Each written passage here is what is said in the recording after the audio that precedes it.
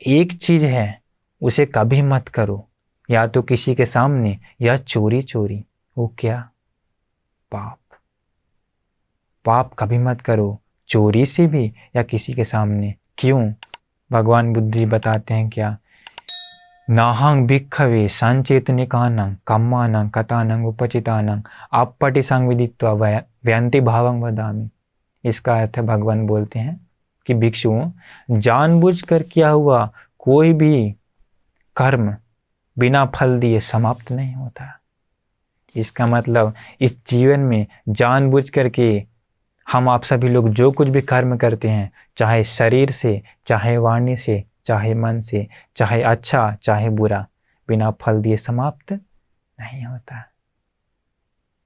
तो इसलिए भगवान बुद्ध जी कहते हैं कि इस पाप को किसी के सामने भी मत करो, एवं चोरी चोरी भी मत करो, क्योंकि उसका फल से बच नहीं सकता है। भगवान बुद्ध जी कहते हैं, न अंत लिखे न समुद्र मच्छी, चाहे अंतरिक्ष में भाग जाओ, चाहे समुद्र के अंदर चले जाओ। न पब्बता नंग विवरंग भविष्य, चाहे पर्वत के अंदर चले जाओ, चाहे गुफा में चले जाओ, लेकिन भगवान बुद्ध बोलते हैं उस पाप कर्म का फल से नहीं बच सकता है। इसीलिए ऐसा एक भी गलती मत करिए जिससे अपना ही जीवन दुखी हो। अगर आप लोगों का अभी का जन्म दुखी है तो समझ जाइए जरूर ये पहले का किया हुआ पाप कर्म का फल है। तो वो फल भोगते हुए फिर क्यों आखिर नया नया पाप करेंगे? अगर आपको इसी प्रकार से अगले जन्म में भी दुख भोगना है तो पाप करना होगा, लेकिन कोई भी दुख पसंद नहीं है। इसलिए दुख पसंद नहीं है तो वैसा कर्म जमा मत करिए। भगवान बुद्ध जी बताए हैं कि जो कर्म है ये 3 प्रकार से फल देता है। एक है दिट्ठ धम्म वेदनीय, एक है उपपज्य वेदनीय, एक है अपरा परिवेदनीय कर्म। इसका मतलब बहुत सारे कर्मों का फल कभी कभी उसी जन्म में मिल जाता है जिस जन्म में करते हैं, लेकिन भगवान बुद्ध बताएं और कुछ पाप कर्म होते हैं या पुण्य कर्म जो भी है अगले जन्म से मिलना शुरू होता है।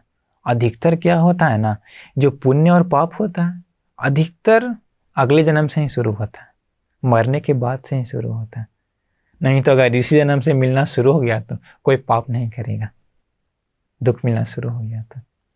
और भगवान मुझे बताएं तीसरा जो होता है अपरा परिवेदनीय कर्म, वो होता है निर्वाण पाने तक, मोक्ष पाने तक कभी भी फल दे सकता है।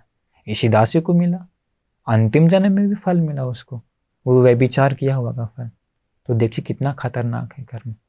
अभी आप लोगों को शायद प्रश्न हो सकता है, कभी कभी आप लोग का मन में आ सकता है कि अरे हम लोग से भी पहले गलती हो गया, मिस्टेक हो गया, पाप हो गया, क्या करें, कैसे बचें? तो ये बुद्ध शासन अद्भुत है, ये बुद्ध शासन अद्भुत है। इस बुद्ध शासन में बहुत सारे पापी लोग आकर के अपने सारे पाप को मिटा दिए। आप लोग सुने होंगे अंगुलीमाल डाकू था, बहुत सारे लोगों का हत्या किया, लेकिन वो भगवान बुद्ध की शरण में आकर के अपने सारे पापों को मिटा करके उत्तम मुनि बन गए, निर्वाण पा लिए।